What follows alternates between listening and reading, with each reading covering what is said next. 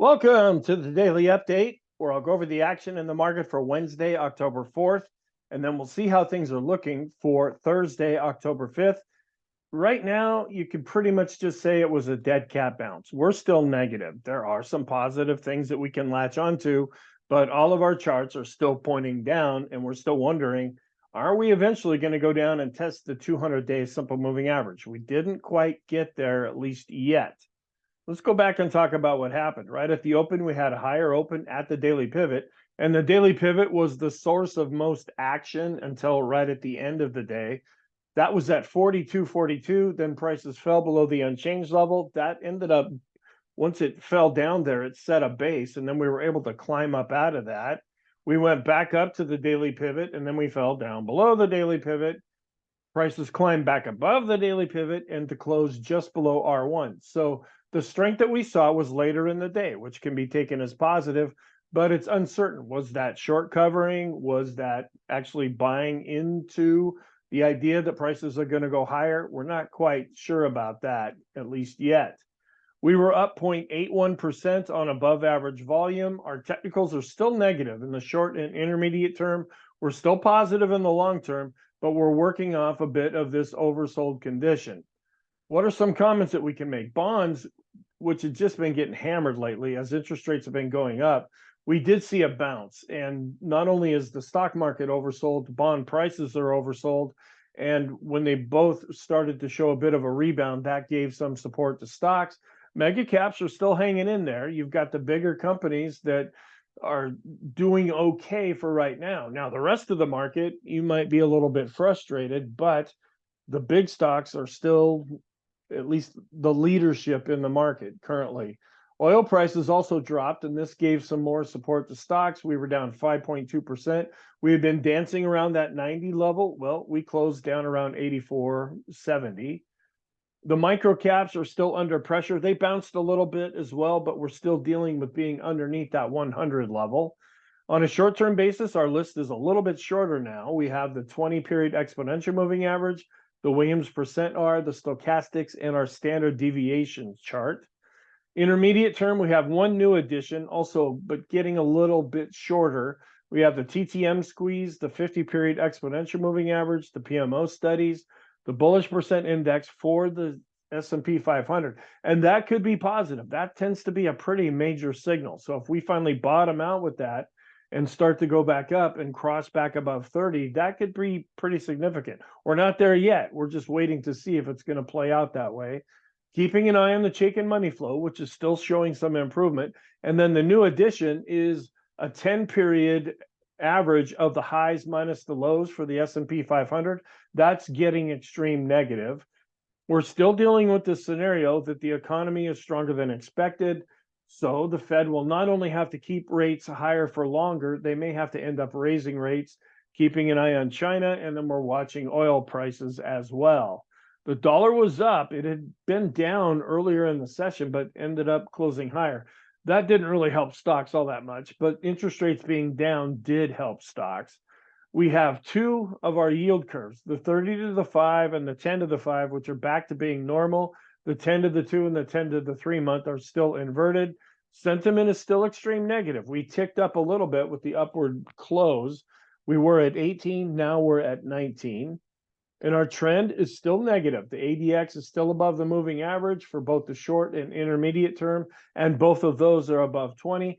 I've switched our bias to mixed right now. Yeah, it was an up day, but in the context of a pretty severe decline for right now. And I'm keeping our momentum at mixed as the market figures out what it wants to do.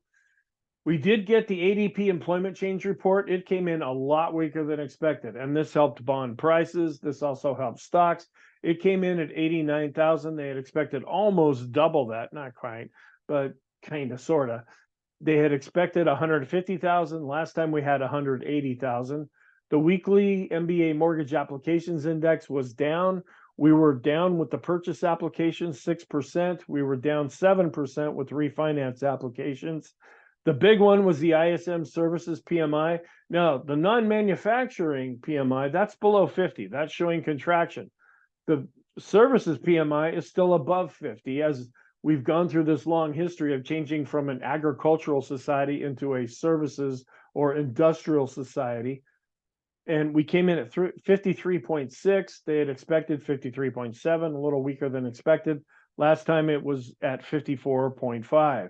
Factory orders really shot up they were up 1.2% month over month. They expected 0.3%.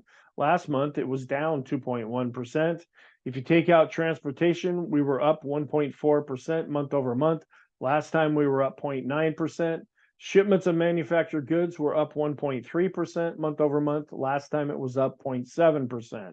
Here are some charts. Here's the ADP employment change, where it really dropped off. And we are seeing a gradual decrease when we look at these figures together. Here's the services PMI, where we're just barely above 50. That's showing some slight expansion, but it is declining from the previous reading.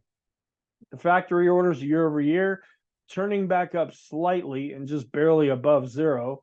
Durable goods, still above zero and chopping a little bit higher in the recent reading. Non-durable goods, still below zero, but showing some improvement. And non-defense capital goods orders, it's when you take out aircraft, just barely above zero, pretty much flat there. We're also watching this. We're at the 4.74% level. That's down from the 4.8 we were at, but it's still above the 4.02%, which could start giving some problems to earnings for stocks. Here's the intraday chart where we were pretty much at the daily pivot when we opened, a little bit higher. We came down below the unchanged level and just sat here. These bars are kind of up and down. They're pretty wide here. And there was a lot of indecisiveness as the tug of war was going on. We were able to get above the unchanged level, above the daily pivot. We came down below the daily pivot, then we went back above the daily pivot and closed just under R1. Looking at growth versus value, where growth did outperform value on an intraday basis, and growth is still hanging in there when we look at S&P growth versus value. Back since about September 22nd, we've been seeing growth really starting to improve. At some point, that could come in and give some fuel to the market. Looking at an end of day basis, we did tick down slightly when we look at growth versus value. The trend is still with the ADX above its moving average, and both are above 20. The red line did decline, but it's still on top, so we default to negative. And pretty much the same thing with our short-term trend chart. Keeping an eye on the VIX. If it continues to go up, that likely means that stocks are going down. We did see a tick down with the VIX on the line chart. We broke above 20 again, but closed down pretty much at the low on the bar chart. And the VIX of the VIX is showing that there's a decrease in volatility, but we're still above the moving averages. We're coming down a little bit with this fear chart as prices went back up. And the VIX of the VIX, this is longer term negative. When we look at the ratio of the VIX to the VIX of the VIX, it's continuing to go up. We're also seeing, and this is what I warned about in yesterday's video, we were going down with the 5-period equity put call moving average ratio. Well, now we're starting to go back up as some of these other figures are being calculated and some of the more positive figures are being dropped off the calculation. So this is turning back more negative. We're also above this 0.8 level. That is negative as well, showing that we're getting to an extreme reading. We're going to wait to see. Are we going to top out at some point and then turn and come back down? The longer term equity put call ratio is also going up. That's longer term negative. The Ulcer Index is ticking down after giving us a fairly high reading on a relative basis. The advanced decline line based on price turned up slightly as well as volume, but we're still below the moving averages. We did see a little bit of a contraction in the new lows, but they're really outnumbering any kind of new highs. So we continue to decline with the 5-period and the 10-period. After getting extreme in the short term, our advanced decline ratio, the blue line, is ticking back up. We're still negative since we're below zero with both the red line and the blue line. Seeing a little bit of an improvement with accumulation distribution, but still below a declining moving average. This is where we're potentially seeing some improvement. The chicken money flow, it's still negative, but it's been coming up ever so slowly. If that continues, eventually we should turn more positive. We saw a little bit of an improvement with our risk on, risk off ratio, but we're still declining in the short term. The advanced decline line for the NYSE based on a cumulative basis, we ticked up just a little bit, and we ticked up just a little bit as well with our NYSE advanced decline line, and we're still below this advancing trend line with our regular advanced decline line for the NYSE. Saw a little bit of a tick up when we look at common stock based on price. We still declined overall based on volume, and we're coming down below this long-term trend line. So that's kind of out of the picture right now, unless we really turn and come back up to this level. We're still above the 50-period moving average, wondering if that's going to be tested. On the bottom, you can see where volume was above average. We are seeing a little bit of a pickup overall with volume now. The Williams percent R, it's showing some improvement, but it's still extreme negative. The stochastics in the short term are extreme, but bouncing up. We're still declining in the intermediate short term, and we're pretty much flat, but still extreme negative in the long short term. The force index is still negative. We're below zero, and it's getting a little bit closer to the midpoint. And here's a look at our short-term rainbow. We continue to be under all of the lines, and we're also below all the lines with our intermediate term rainbow. The Swenlin trading oscillator, this could potentially be positive. We're showing an advance based on price and volume, but we're still below zero, so it is negative. The go, no-go system remains deep purple. That's negative. The TTM squeeze is still down to this black line, suggesting that we might be getting an extreme negative reading. Here's a longer-term look at that same chart to get a little bit more perspective. The balance of power is still negative. And looking at our 20-period exponential moving average, we're turning up slightly, but we're still extreme. Also showing a bit of a bounce with the 50, but extreme.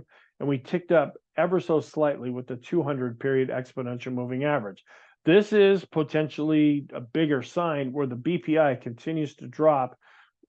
We haven't gone back above 30 yet. And at some point, we're wondering, are we going to bottom out here and turn and go back up? But for right now, it's continuing to be negative. The summation index based on price and volume continue to decline. The NYSE summation index is also declining based on price and volume. We've turned back to neutral now with the S&P 500 Elders Impulse system, and we're still declining with the ease of movement. That's a 14-period study there, so it can take a little bit longer for that to turn. We're ticking down just a little bit more with the Erin indicator as the red line's on top. That's the sellers. The green line is declining. That's the buyers. And you could start to make a case that maybe we're getting to an extreme negative reading. We ticked up just a little bit with our 200-period simple moving average study, as well as our 50-period moving average study. But when you look at the 50-period moving average study, it had just barely gone down to being extreme negative, and it's bouncing back up just slightly. The PMO, so on a momentum basis, we are still negative. The PMO is declining based on price and volume. We're no longer extreme with the PMOs that are rising. We saw a little bit of an improvement there. We're still declining with the buy signals, and we're coming down with the PMOs that are above zero and getting to possibly an extreme negative reading. We're still declining with the NYSE bullish percent index. We're also declining slightly with the NASDAQ 100 bullish percent index. The slope oscillator continues to decline. We're wondering if we're getting to an extreme negative reading. The MACD is also continuing to decline, wondering, are we going to bottom out here at some point? All of our oscillators continue to be negative across the board. We're still above the 200-day simple moving average. We haven't come down and actually tested that level at least yet. We came right back up to the 200-day exponential moving average. The standard deviations chart, we're right on the border between the -2 and -3 standard deviation. The parabolic SAR continues to be negative.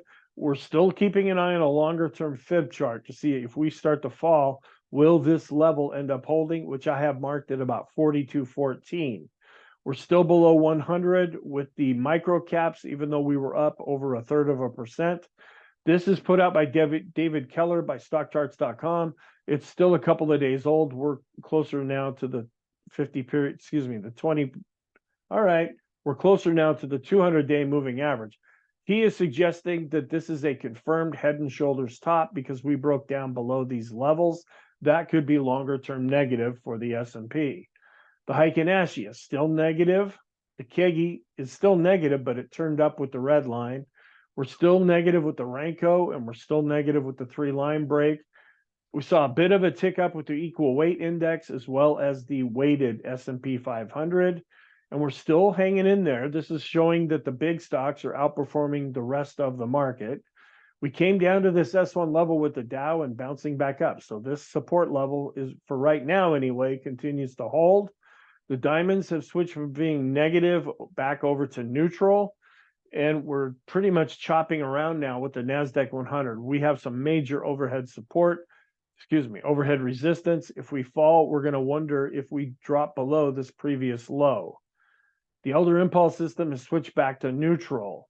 The NASDAQ also chopping sideways, hasn't exceeded this short-term low, at least yet, but also has some pretty significant overhead resistance.